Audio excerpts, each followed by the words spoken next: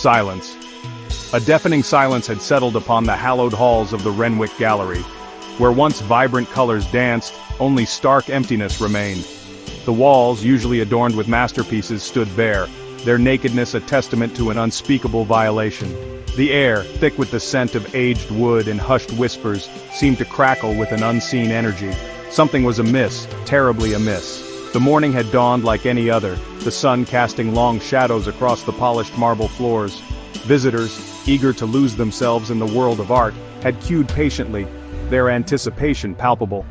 But as the heavy oak doors swung open, a collective gasp swept through the crowd. The guards, their faces etched with confusion and a growing sense of dread, could only confirm the unthinkable. The paintings, the very soul of the gallery, were gone. Panic surged through the gallery, a silent storm reflected in wide eyes and frantic whispers. How could this happen? In a place fortified like a fortress where every corner was monitored, every shadow scrutinized, how could priceless works of art simply vanish? The questions hung heavy in the air, unanswered, echoing the emptiness that now defined the once magnificent gallery. News of the theft spread like wildfire, whipping through the city and igniting a firestorm of speculation and disbelief. The art world reeled in shock, collectors clutched their prized possessions, and the authorities, their faces grim, descended upon the gallery, determined to unravel the mystery of the vanished art.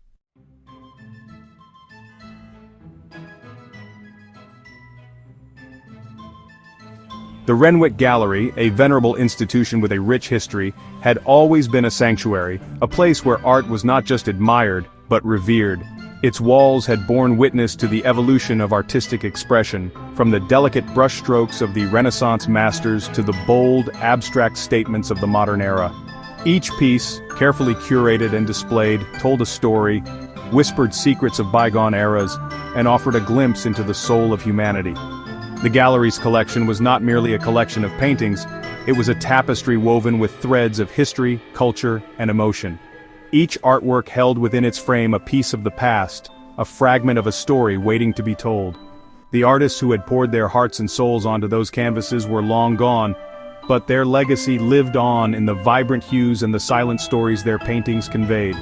The theft, a brazen act of defiance against the very essence of art, had shattered the illusion of security and left an indelible scar on the gallery's soul. The empty walls, like gaping wounds, served as a constant reminder of the irreplaceable treasures that had been so audaciously snatched away. As investigators swarmed the gallery, their every move documented by a battery of cameras, an eerie silence descended. The usual murmur of hushed voices, the soft padding of footsteps on the polished floors, the gentle hum of the ventilation system, all seemed to fade into the background, replaced by a heavy stillness that amplified the sense of loss and bewilderment.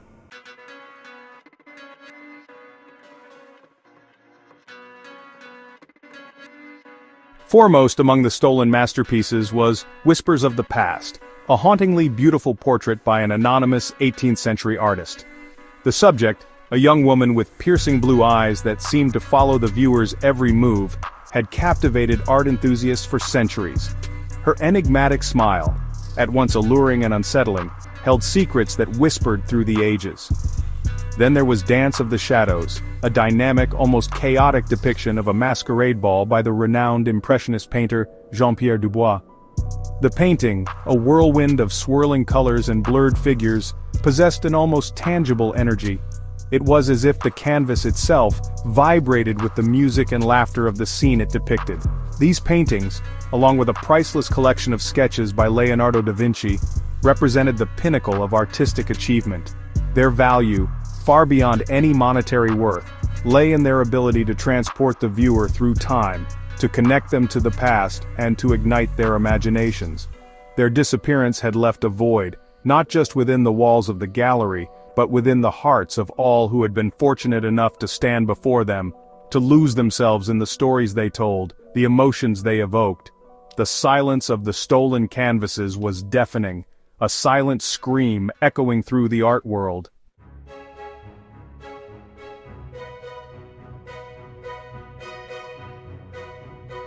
The Renwick Gallery, a stately presence on Pennsylvania Avenue, is a testament to time itself.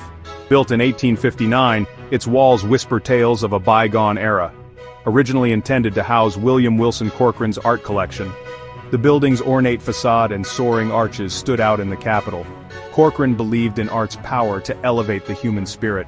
His vision transformed the gallery into a cultural sanctuary. During the Civil War, it served as a makeshift hospital. Later it reopened, offering solace through art. The Renwick Gallery evolved, reflecting the artistic landscape. It embraced American art, championing both masters and emerging talents. Its commitment to artistic expression cemented its cultural cornerstone status, a beacon of creativity in a world dominated by technology and commerce.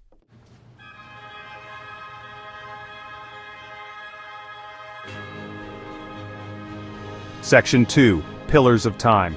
The Renwick Gallery's architecture itself was a work of art, a harmonious blend of French Second Empire and Italianate styles. Designed by the renowned architect James Renwick Jr., the building was a masterpiece of intricate detail and imposing grandeur. Its exterior, crafted from delicate sandstone, was adorned with ornate carvings, each telling a silent story of ambition and artistry. The grand entrance, flanked by towering columns and crowned with an elaborate pediment, welcomed visitors into a world of artistic wonder. Inside, a grand staircase, its marble steps worn smooth by the passage of countless feet, led to a series of interconnected galleries, each bathed in natural light that filtered through expansive skylights. The gallery's interior, a testament to Victorian elegance, was a symphony of rich colors, intricate moldings, and gleaming parquet floors. The walls, painted in muted hues of sage and crimson, provided a perfect backdrop for the vibrant canvases that adorned them. Every detail, from the ornate chandeliers to the plush velvet ropes that cordoned off the exhibits, exuded an air of history and refinement. But the Renwick Gallery was more than just a beautiful facade. Its true beauty lay in the stories it held, the whispers of the past that echoed through its corridors. Each painting, each sculpture, each piece of decorative art was a thread in the rich tapestry of human creativity. The gallery, with its timeless elegance and unwavering commitment to artistic excellence, served as a bridge between generations, connecting the present to the enduring legacy of the past.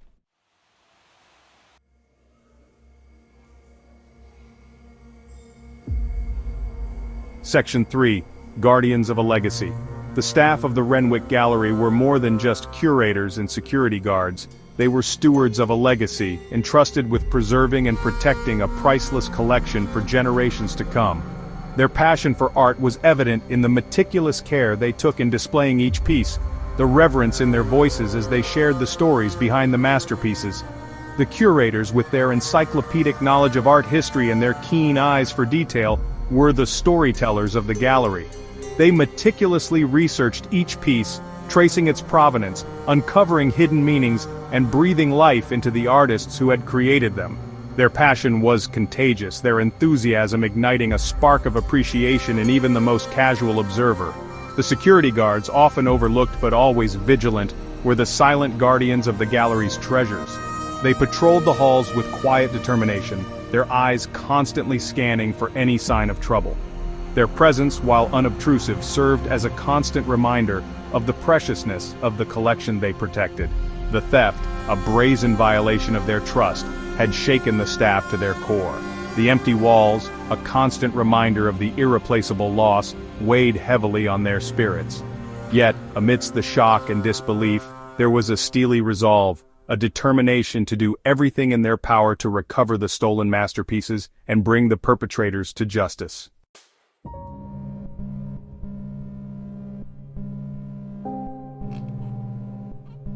Section 4. The Weight of History. The disappearance of the paintings from the Renwick Gallery was more than just a theft, it was a sacrilege. The gallery, a sanctuary of art, had been violated. The weight of history pressed down on the empty walls. The theft cast a long shadow over the gallery. The usual hum of activity, the excited chatter of visitors, the soft clicking of camera shutters, had been replaced by an oppressive silence. The air, thick with tension and unspoken questions.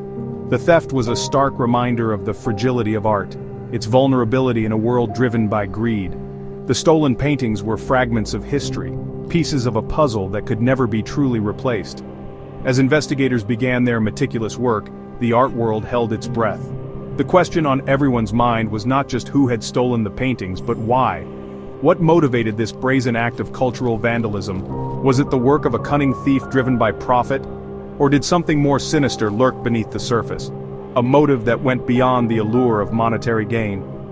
The theft from the Renwick Gallery was a stark reminder of the fragility of art, its vulnerability in a world driven by greed and obsession. The stolen paintings, more than just objects of beauty, were fragments of history, pieces of a puzzle that once lost could never be truly replaced.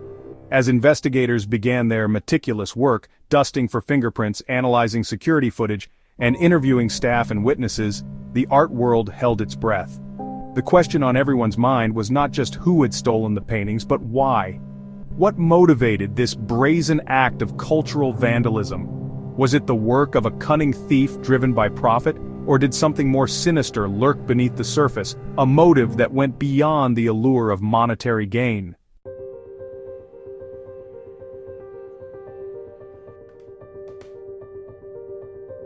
The first stolen masterpiece to haunt the Renwick Gallery was Whispers of the Past. This portrait, shrouded in enigma, was the gallery's crown jewel. Painted in the 18th century, it was a delicate dance between light and shadow. The woman, believed to be a French noblewoman, captivated with her gaze. Her lips held a hint of a smile, whispering secrets long past. Was it amusement, or a knowing glint in her eyes? The artistry drew viewers into a dialogue with the past. One couldn't help but wonder about her life. The painting was a portal, a glimpse into a lost world. Adding to the intrigue was the mystery of its creator. The artist's signature was lost to time. Theories abounded of court painters hiding their identities. The missing signature deepened the allure of the masterpiece.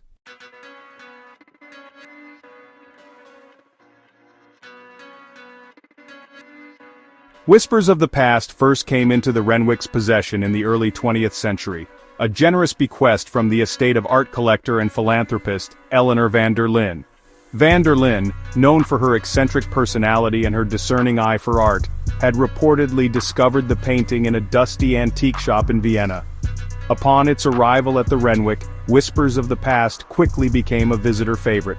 Art critics lauded its enigmatic beauty, historians debated the identity of its subject, and art students spent countless hours attempting to replicate the subtle play of light and shadow that gave the painting its ethereal quality. Over the years, the painting had been the subject of numerous articles, documentaries, and even a fictionalized account of its creation. It had inspired poets, musicians, and filmmakers, each drawn to its haunting beauty and the air of mystery that clung to it like a silken shroud. The theft of Whispers of the Past sent shockwaves through the art world. Museums and galleries around the globe increased security, fearing that the Renwick theft could be the first in a series of high-profile heists. Collectors, once eager to display their prized possessions, retreated behind closed doors, their confidence shaken, their walls suddenly seeming all too bare.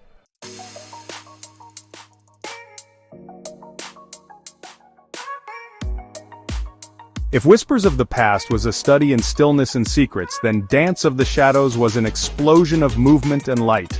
Painted by the renowned impressionist Jean-Pierre Dubois in the late 19th century, the stolen masterpiece was a vibrant depiction of a Parisian masquerade ball. Dubois, a master of capturing fleeting moments and the ephemeral play of light, had outdone himself with this particular work. The canvas seemed to thrum with the energy of the scene it depicted. Swirls of vibrant color applied with a confident hand evoked the swirling skirts of dancers, the shimmering reflections of gaslight on polished floors, the intoxicating energy of a night dedicated to revelry and disguise. Dance of the Shadows was a feast for the senses. One could almost hear the strains of a waltz, smell the heady scent of perfume mingling with the aroma of champagne, feel the press of bodies on a crowded dance floor. Dubois, through his masterful brushwork, had managed to capture not just the image but the very essence of that long-ago night. The painting was a testament to the Belle Époque, an era of artistic and cultural flourishing in France. It was a time of great change, of technological advancements and social upheaval, yet Dance of the Shadows captured a moment of pure joy, a fleeting glimpse of beauty and abandon in a world on the cusp of transformation.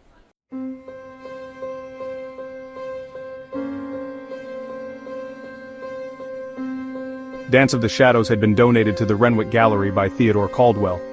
Caldwell, an admirer of Impressionism, considered it Dubois's masterpiece. Its arrival was met with great fanfare. Critics hailed it as a triumph, praising Dubois's use of light and color. The painting became a cornerstone of the gallery's collection. Dance of the Shadows held no mystery about its creator or subject. Its value lay in its exuberance, transporting viewers to a carefree time. Its disappearance left a void beyond the absence of a painting. It was as if a source of light had been extinguished. The empty wall where it once hung was a stark reminder of the theft.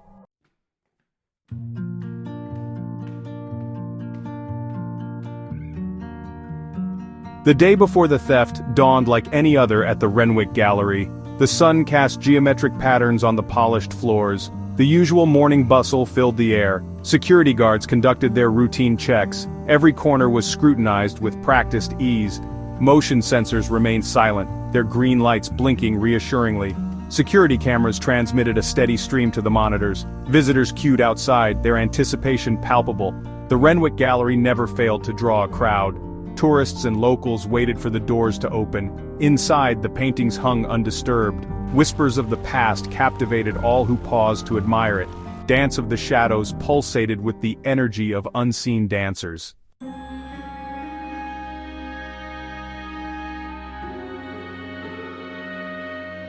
As the day wore on, the gallery teemed with life. Guided tours snaked through the rooms. Art students sketched the masterpieces with reverence. In the control room, security guards maintained their vigilant watch. The monitors displayed a mosaic of images from every corner. The guards relied on technology and experience to ensure safety. The head of security made his rounds with meticulousness, checking locks, reviewing protocols, observing his team. Yet, as the sun set, a darkness of intent crept into the gallery. Unseen shadows stretched and twisted with the passing hours.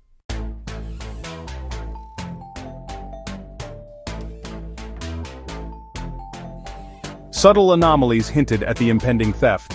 A door left ajar, a flickering light, a brief camera interruption. A young guard recalled an unfamiliar face in the crowd. The figure, cloaked in a heavy coat, lingered in front of whispers of the past. Another guard noticed a suspicious delivery van. The driver avoided eye contact, their demeanor indifferent. These details, lost in the busy day, later became crucial pieces of the puzzle. The darkness remained undetected, masked by normalcy.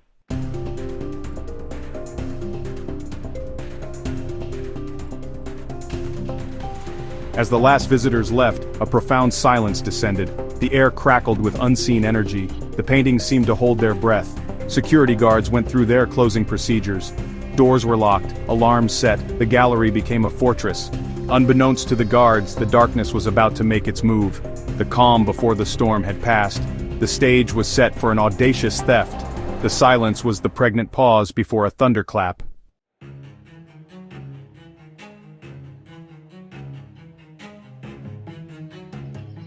The theft, discovered at dawn, sent a chill through the Renwick.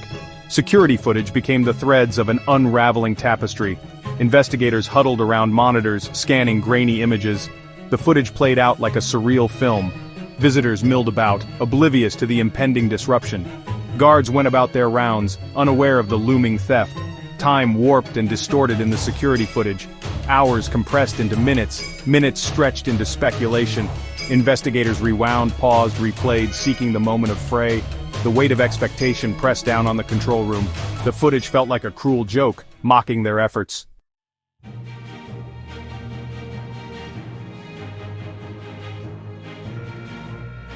Section 2. The Ghost in the Machine. Investigators realized the footage was not infallible. Gaps emerged, revealing a technological sleight of hand. Cameras went offline at crucial junctures. These blackouts, initially dismissed as glitches, took on sinister significance. The unseen hand orchestrating the theft erased traces from the digital record. Investigators grappled with the possibility of phantoms. The line between real and virtual blurred. The control room felt haunted by a cunning adversary. The monitors' hum and screens' glow took on a sinister edge. Technology seemed complicit in the crime.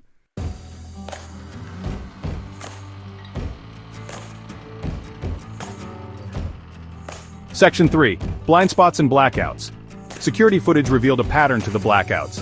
Cameras guarding key access points experienced frequent outages. Investigators chased ghosts, thwarted by gaps in the digital record. The thieves moved like phantoms, their actions shrouded in darkness. The investigation took on the aura of a supernatural thriller. Whispers of inside jobs and conspiracies filled the void. The Renwick became a breeding ground for speculation and paranoia. The pressure to solve the case mounted. The eyes of the world scrutinized every move.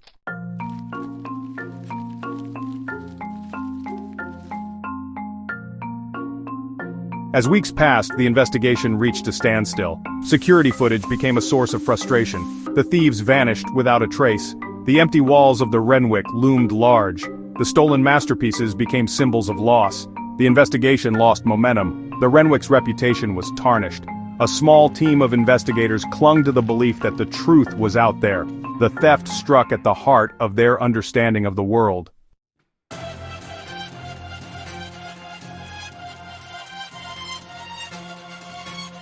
The theory of an inside job was unsettling.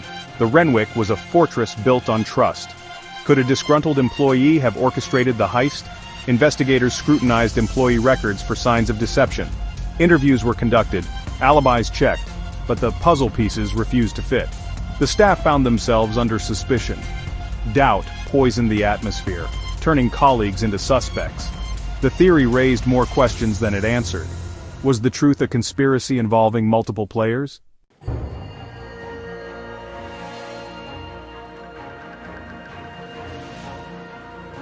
The second theory, whispered in hushed tones, spoke of something far more fantastical. What if the paintings, imbued with the spirits of their creators, had taken matters into their own hands? The investigators scoffed at the notion. Yet, as they stood before the empty walls, a shiver of unease ran down their spines.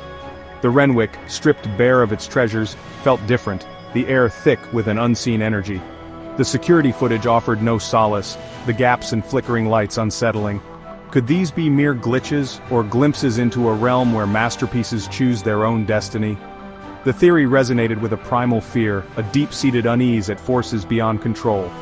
In the echoing silence of the Renwick Gallery, it was a theory that refused to be silenced. Whispers lingered, long after the investigators had turned away.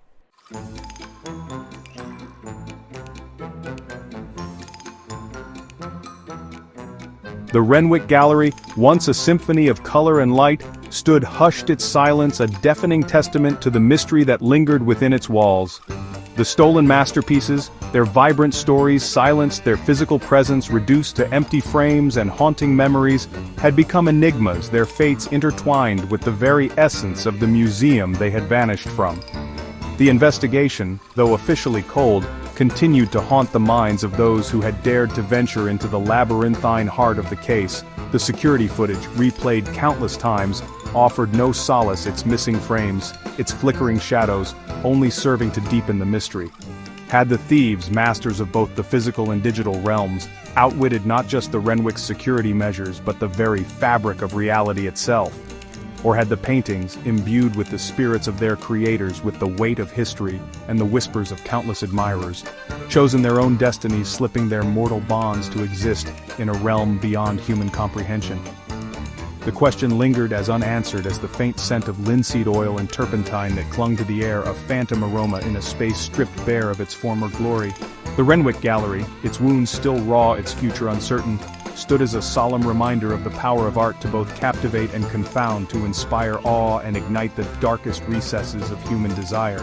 The stolen masterpieces, their fates unknown, their stories unfinished, had become a blank canvas upon which the world could project its fears, its fantasies, its endless fascination with the mysteries that lie just beyond the realm of the easily explained. And in the silence and the echoing footsteps of those who dared to enter its hallowed halls, the canvas, it seemed, remembered.